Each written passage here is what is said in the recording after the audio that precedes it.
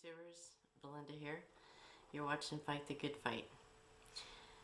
Today's topic is, well, this is a continuance. This is part 2. Breaking the chains. Even after we think we're split up and it's over, how many times have we gone back? As much as we went through to be able to get out of there, it seems like it gets harder each time, and it does. We involve more people, our family, our parents, our kids get involved. They have to witness our arguments. We have to know the narcissist game. You have to know your enemy.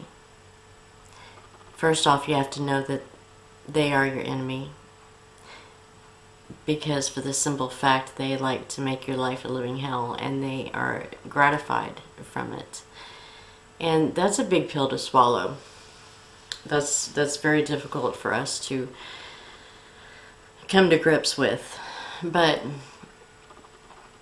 I wanted to finish the recording. In my last recording, my son had walked in, and even though he's been through a lot and everything, well, it's just that I didn't want to continue the video because he doesn't need to hear all that. He's a kid, he needs to be a kid, so I just went ahead and shut it off and spent the rest of the evening with him. So this is a continuance of that. So I do have the recording. I hardly played any of it on my last video, but I'm going to go ahead and post it though, because it is part of it. I wanted to talk to you about the recording a little bit. He is, I believe this is the coexist speech. Their conversations are competitions. It's never to resolve anything. Our goals, our motivation, what drives us, is completely different than the narcissist. But the narcissists actually really get off to, I think they get a rush. I think they get a high off of it. And I also believe it's demonic, because for them to actually get gratification, and I've seen it. I've seen the look on his face. Just when I finally lost it, just pushing my buttons, just nag, hitting below the belt. And the sanest person in the world is gonna break.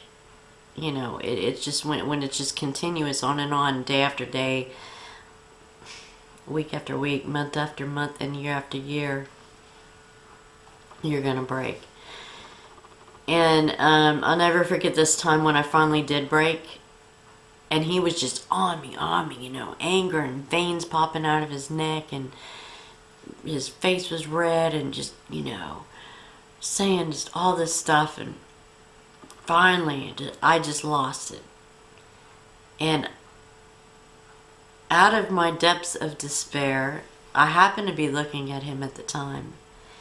And I will never get the picture out of my head. The look of gratification that came on that man's face was like a father seeing their newborn son being born, or getting to hold their son for the first time, or I don't know, watching their daughter get married, or just the look of gratification that came on that man's face when I finally was upset. It told me so much. Like, what kind of person would want to put you through that? You are sleeping with your enemy. So once we have to come to grips with that and realize that we cannot have a conversation with these people unless we want to go around in circles. Because I was talking about goals and motivation and all that. Their goal is just to keep the game going. That is their only goal. They want you to stay. They talk about us being like in a wrestling match, in a ring, and they have to keep you in the ring. They don't want you to go out of the ring, because then, they're just standing there and they just don't know what to do with themselves. They really don't. And so they are constantly trying to get you to come back into the ring, so they can have their fun and throw their punches. And, when we're constantly defending ourselves, that, the best defense is their offense. In their mind, especially if we ever come to them and try to discuss or talk with them about, hey, you kind of, embarrassed me in front of our friends and everything when you said that in front of them, and, I wish you wouldn't do that. And see, we're already hurt, and it takes a lot for us to come to a person and tell them, hey, look, you kind of hurt me when you did that, you just would like to discuss it and talk about it. Well, when that happens, it's like a double whammy, because on top of that hurt, they put more hurt on top of you, and because then they start criticizing you. They bring up something that happened 5 years ago that you did that was very embarrassing, or just anything to distract you, or anything to make you think that you're just being way too sensitive. What is wrong with you? Really? You're really gonna be that sensitive? Golly, I was just joking. What's wrong with you? Kind of thing. But I don't know. I used to play chess a lot with my dad, and it's just like that. See, when you're playing chess, you're like, when it's the other person's turn. You can't just watch TV and go in between turns or whatever, because you're just not thinking. You're not, thinking about your next move. And that's what you constantly have to do. You have to look at all your other options, the possible plays that you could play, and then you pick the best one. You choose the best move that you can make, and your object is, to get the king. And one by one, you take their pieces, and it just kind of reminds me of the narcissistic relationship. When they are constantly putting you in check. In other words, your accusations, they accuse you of things. You are when you are defending yourself, you're not able to think of your next move. You're not even really paying attention too much about your surroundings. All you're trying to do, because it's kind of like you in a panic. It's like, oh no, I'm in check,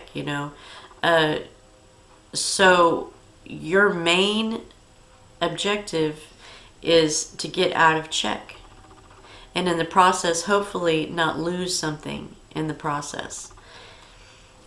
And that is basically how it is when you are in an argument or a conversation with a narcissist. Because they slowly strip you like an onion. They peel you layer by layer by layer without you even realizing it. And the whole time you think you're just defending yourself. And something else that they do, and it's a reason why they talk a lot. See, the recording that I'm going to play for you now, I was with him for 15 years. And this is a raw audio.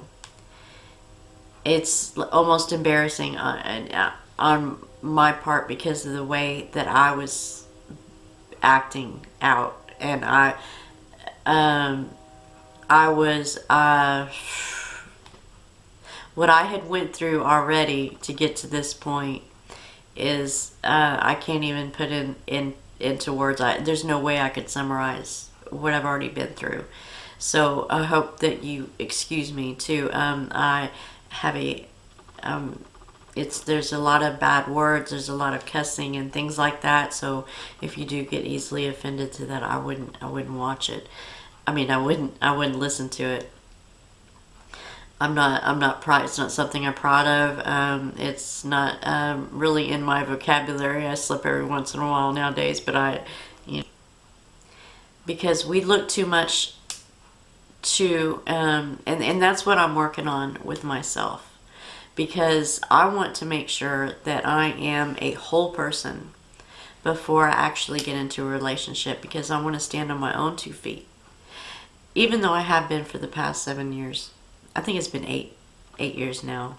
I've had my own house, and I pay my own bills, and I live my own life. I don't date. I have an 11-year-old that I'm raising by myself, and his dad is hardly in his life, which is probably a good thing.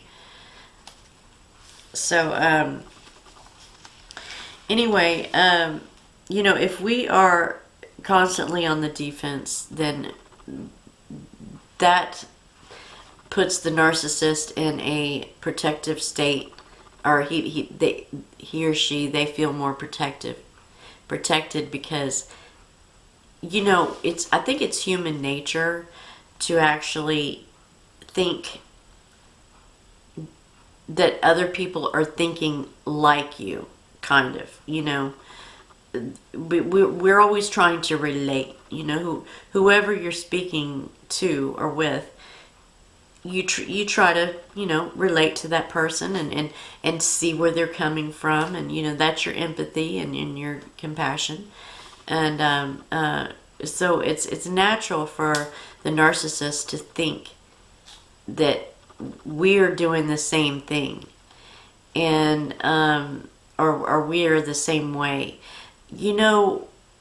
It's the last thing that we want, or that we think of, that we want to win in a conversation. Or it's not. We didn't know we were in a game to be playing. In my second relationship that I was with him for 15 years. He wanted to be the life of the party. He wanted, he was talking all the time. He liked to be around a bunch of people, and he liked to be around a bunch of young people. And now I know that I've been studying all of this stuff. Now I know that he chose to be around younger people because that way they're easily more, he can control them more. He was obvious. I didn't know he was a narcissist. I thought maybe he was bipolar or something. But he was very obvious that there was a dysfunction there. That he had a serious brain problem. Not in the beginning, but he didn't hide it very well, and his anger was through the roof. And he didn't mind showing it off either, or it didn't matter where we were or who we were around. I hear a lot of narcissists do it behind closed doors or whatever. Well, that was my second one, because he was very charming, very helpful, seemingly, and very good at what he did.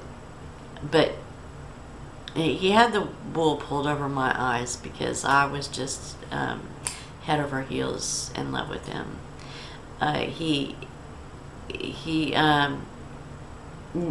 Now though, and he always picked the older women. Isn't that strange? That just kind of dawned on me or whatever, because his ex-wife was older than him, and then his mistress from me that he cheated on me with, she was also older. Much older, actually. So, I think she's 55 or 56, and I'm almost 50. I'm 49. Oh my God, I'm gonna be 50 years old. Oh my God. I better find a man quick before gravity starts really taking effect. Yeah, I can't wait too long.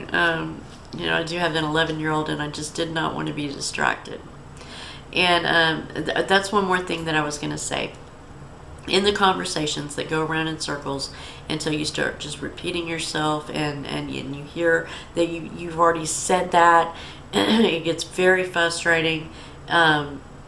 If you hear yourself saying what you answered more than twice, you need to stop and just walk away or something, because that's when you know you're just going around in a circle, and then they're doing it to you on purpose.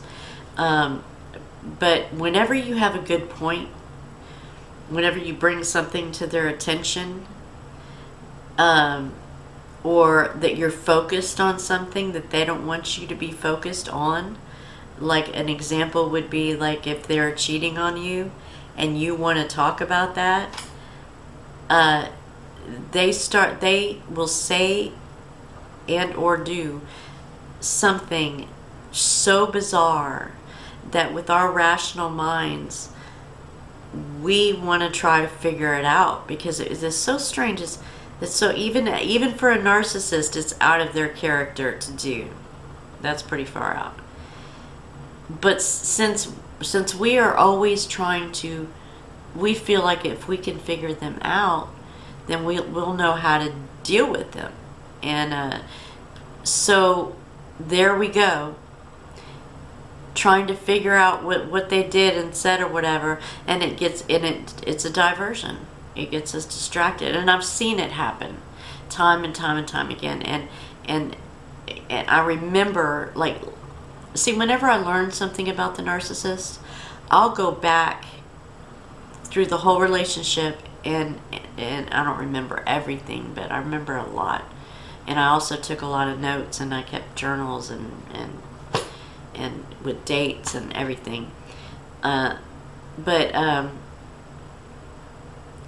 That's what they do. It's a pattern, and now that I see it, it's so obvious what he's doing. And because they do it every time, and we never notice it when we're in the situation. We don't see that they're doing that. If we ever back them in a corner and we're starting to take control over the conversation, then that's when they use the salad tactic. That distracts us as well. And it's a psychological thing. It's weird. It's like we're under a hypnotic state when they do that. That is so bizarre to me. That is so bizarre. The salad thing. I would be like, I could just so picture myself trying to do this salad, and I would be so embarrassed. Like, I mean, I would be so embarrassed. I don't even think I could do it, because, life is like a fax machine, Sometimes you get a busy signal, and it's like the night of the Roxbury. You just start randomly just talking about different stuff. It's crazy.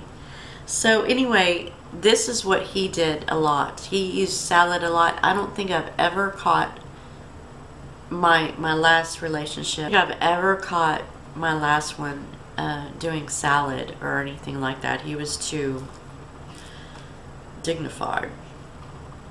He was different. He was different. And you know what's really sad? What's so sad is that these women that he has been with genuinely love him. I think his mistress is still off and on with him, and he treats her worse than he treated me. I mean, he kicks her out on the street now. She lost everything. She had her house, her car. She had a swimming pool. She had a job. She had a house full of furniture. She sold all her furniture. She lost her job, and then she used to sleep in her car, and now he kicks her out on the street. And St. Martinville is not a beautiful St. Martinville either. It's not It's not safe. It's not safe. And for a white girl to be walking down St. Martinville in the middle of the night, unbelievable. And a man's job is to protect the woman, you know. See, that's what angers me, because to me that is just absolutely pathetic.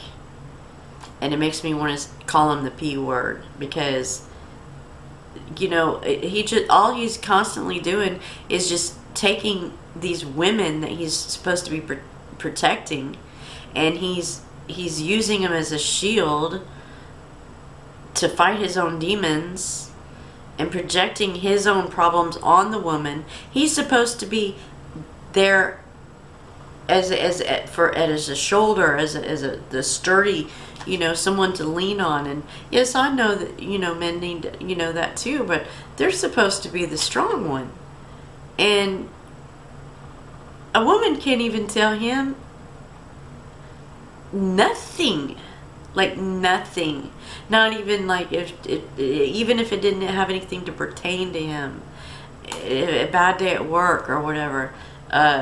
He'll take their side, or whatever the problem, whatever the case is. It's you. It's self-inflicted. You did that to yourself, you know.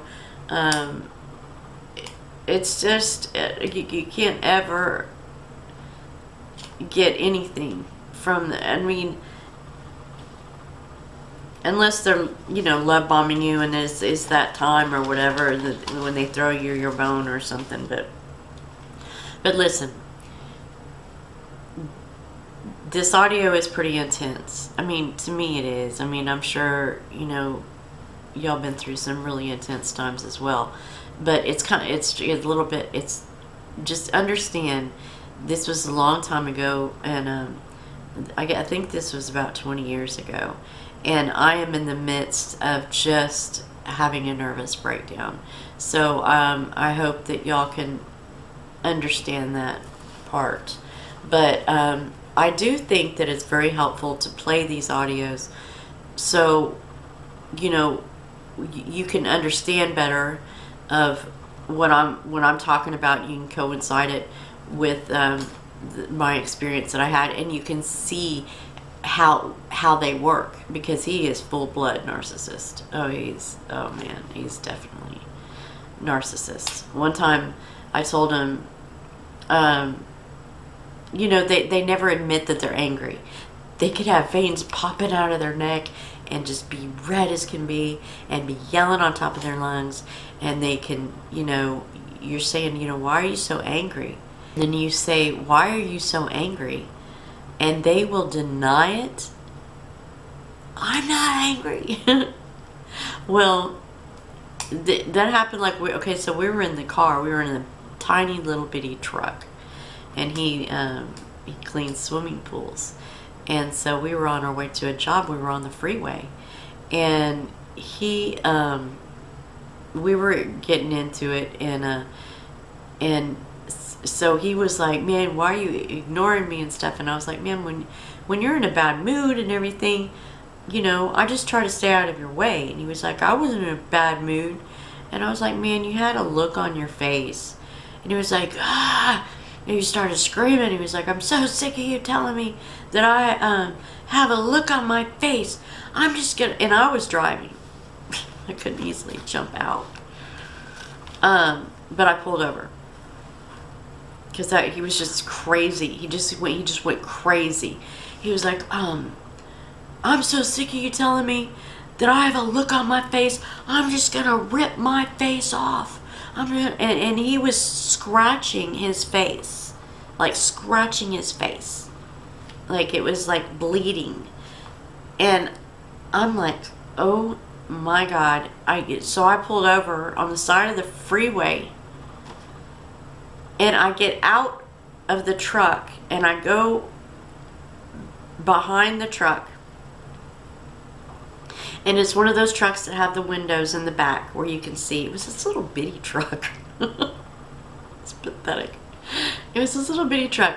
And I'm trying to breathe, like I've got these cars these cars like going by me like, 70 miles an hour and stuff, and I'm on this little side, on the side of the freeway, and I happen to look over at him, and he's looking at himself in the mirror, and he licked his finger, and the blood that it was just like little scratch marks. I mean, yeah, it bled a little bit, but it was just, like a little scratch or whatever, on you. Well, he was licking at his finger, and he took the blood on his face, and he smeared it like all over his face, like just to make him look crazy, And I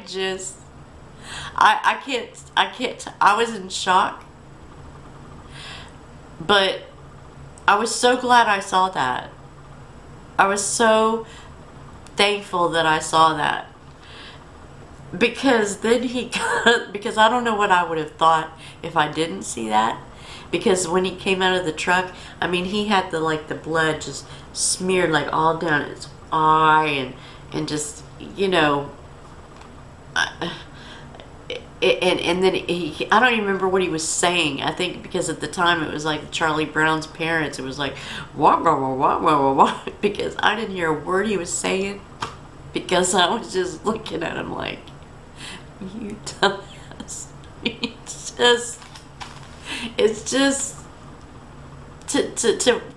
how pathetic. What was his goal? What was his, what did he want? What did he want me to think or feel? He wanted me to think, oh, he's crazy, he wanted to scare me. Anyway, let's get to the recording. I'm sorry. It's nuts. Okay, so please just brace yourself, and please don't judge me.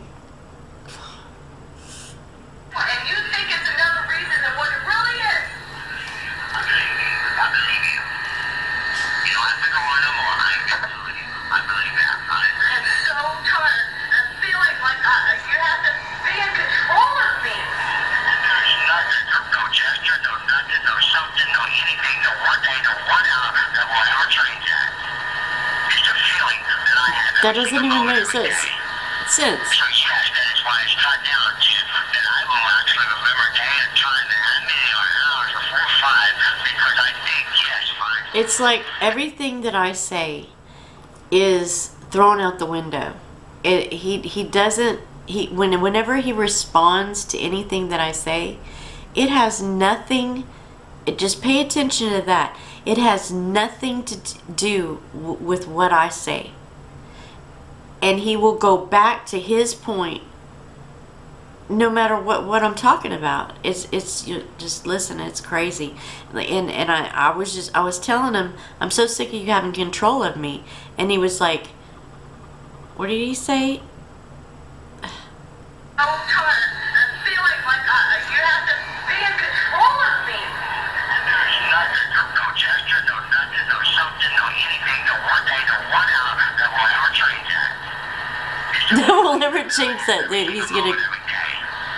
So yes, that is why it's cut down to that I will actually remember day and time and how many hours before 5, because I think, yes, 5. That if I was doing this and that long, but it's never. Because you know what? Because And I respond to what he says no matter what. Do good. I'm gonna do this and everything. You were doing it for the wrong reason. You were doing it to expect something back, and I feel that from you. And I know, and I think that he's only doing this or whatever because he's just saying no, but that he did that to make him feel better and everything. So he's on top of it. You are not genuine. You don't do something out of the goodness of your heart for me, because everything good you do, you throw in my fucking face, just like if you say you were sorry, and I'm just like, oh, I said I was sorry, and I forget that I was sorry, I was fucking I said you are not genuine. You apologize one time, and You don't do anything out of the goodness of your heart. Go away. It doesn't go away. That's what I know. That's what I know. Right there. It's why one time can't you go? One time? He said, why can't you one time? Okay. And I'm It doesn't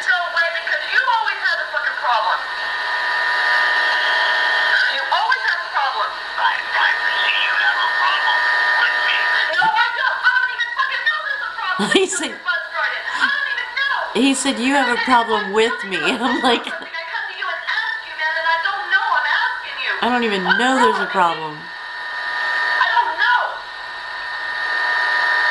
I don't know. Please tell me, man. Let me make it better, please.